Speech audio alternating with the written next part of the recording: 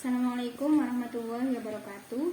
Di sini saya Suraya Putri Saada dan Indah Karunyasari akan menjelaskan tentang aspek hukum salah satu produk bank yaitu KPR yang menggunakan akad IMBT atau Ijarah Mutahiyah Bitamlik. Sebelum kita ke aspek hukumnya, saya ingin menjelaskan tentang pengertian dari IMBT.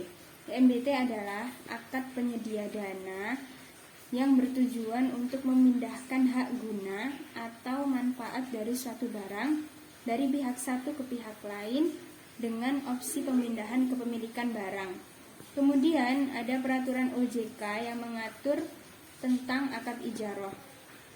Karakteristiknya ada 5. Yang pertama adalah bank dapat mengenakan biaya administrasi kepada nasabah selama akad dilaksanakan.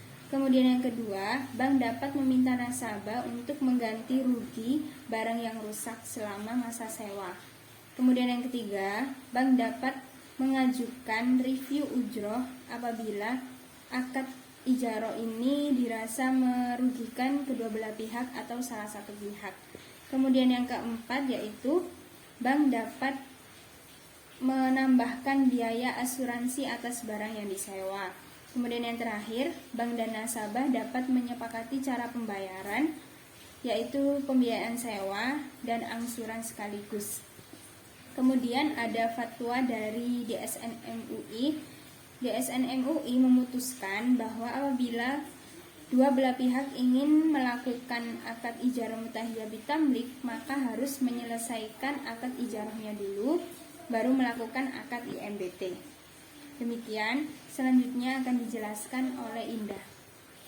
Menurut OJK, persyaratan dari Ijarah Muntahiyah Bitamlik ialah yang pertama, bank sebagai penyedia dana dalam kegiatan ijarah dengan nasabah juga bertindak sebagai pemberi janji atau wa'ad, antara lain untuk memberi opsi pengalian hak kepemilikan barang sewa kepada nasabah sesuai kesepakatan.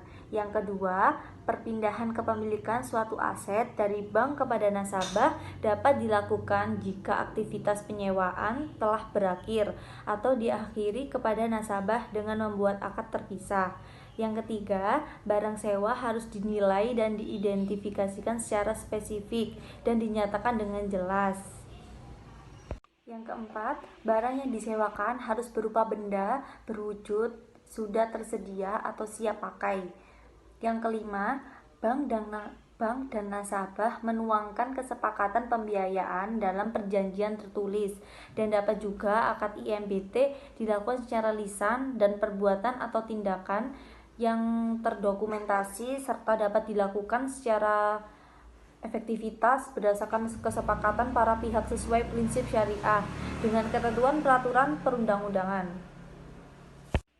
Adapun hadis yang menjelaskan mengenai akad ijarah IMBT yaitu hadis Nabi riwayat Ahmad dan dari Ibnu Mas'ud yang berbunyi Rasulullah melarang dua bentuk akad sekaligus dalam satu objek. Kaidah fikihnya pada dasarnya segala bentuk muamalat boleh dilakukan kecuali ada dalil yang mengharamkannya. Ketentuan umum akad al-ijarah al-muntahiyah bitamlik boleh dilakukan dengan ketentuan yang pertama, semua rukun dan syarat yang berlaku dalam akad al-ijarah harus memenuhi fatwa DSN nomor 9 atau Dewan Syariah Nasional Majelis Ulama Indonesia tahun 2000 berlaku pada akad al-muntahiyah al-tamlik. Yang kedua, perjanjian untuk melakukan akad al-ijarah muntahiyah harus disepakati ketika akad ijarah ditandatangani. Yang ketiga, hak dan kewajiban setiap pihak harus disepakati dalam akad. Ketentuan tentang al-ijarah muntahiyah bitamlik. Yang pertama, pihak yang melakukan al-ijarah al-muntahiyah harus melakukan akad ijarah terlebih dahulu. Akad pemindahan kepemilikan, baik dengan jual beli atau pemberian, hanya dapat dilakukan setelah masa ijarah selesai. Yang kedua, janji pemindahan kepemilikan yang disepakati di awal akad ijarah adalah wa'ad yang hukumnya tidak mengikat.